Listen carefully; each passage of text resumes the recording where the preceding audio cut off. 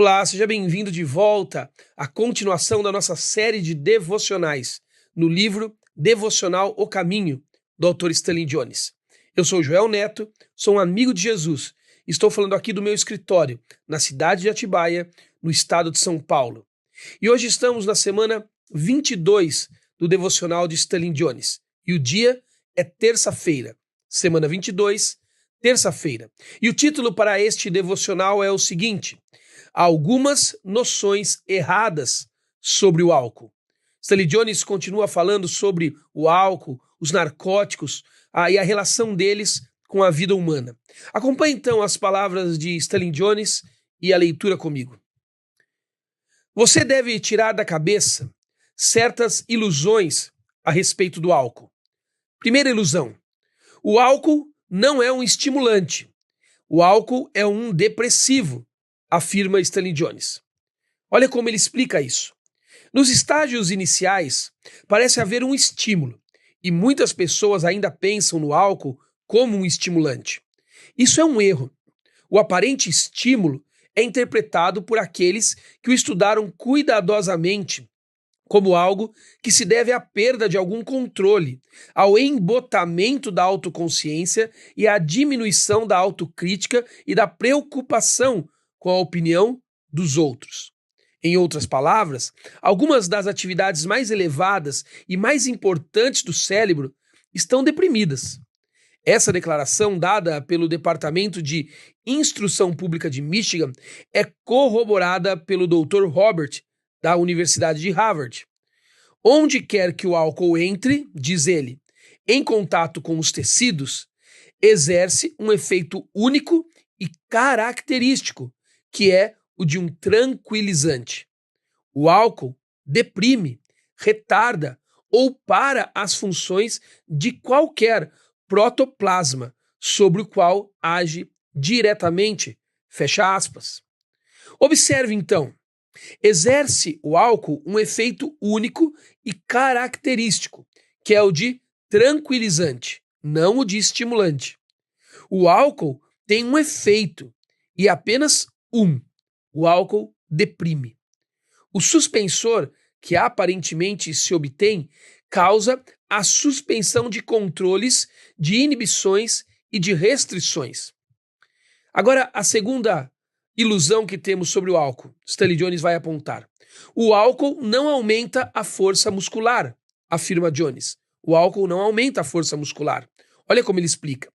O Dr. Howard diz o seguinte, abre aspas, os resultados de tal investigação mostraram que o álcool não restaura nem aumenta a força muscular. As indústrias, então, adotaram regras contra o consumo de álcool em fábricas. As organizações trabalhistas se uniram contra o alcoolismo, porque ele não ajuda você a trabalhar melhor. Ele diminui os movimentos do seu corpo, eles diminuem a sua capacidade de produzir. A terceira observação que Stanley Jones vai fazer sobre o álcool. O álcool não aumenta o calor. Quando usado antes ou durante a exposição ao frio, o álcool pode levar mais sangue para a superfície do corpo. Então, onde estão os nervos que percebem o calor. E isso faz a pessoa se sentir mais aquecida. Mas o que ocorre, na verdade, é uma maior perda de calor. A pessoa sob o efeito do álcool sente-se mais aquecida momentaneamente, mas, na verdade, está mais fria. A quarta observação de Jones sobre o álcool. O álcool não torna você mais capacitado para nada, diz ele.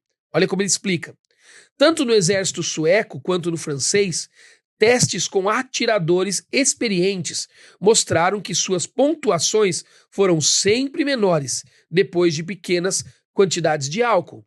Muitas dessas experiências mostraram que o álcool, mesmo em pequenas doses, interfere na coordenação precisa dos músculos do corpo. Perceba que Stanley Jones está tentando nos mostrar que o álcool não entrega aquilo que muitos dizem que o álcool entrega.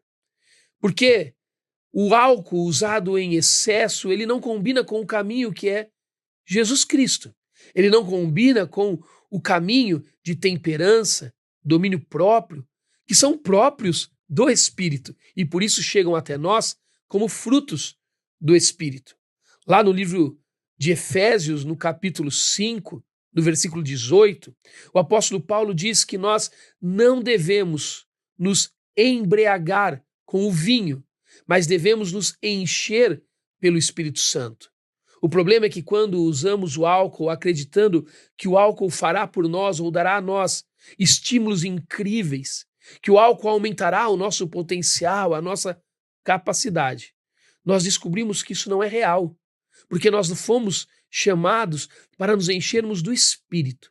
E só o Espírito Santo em nós pode produzir em nós o controle que nós precisamos, pode produzir em nós as experiências que a nossa alma tanto esperam.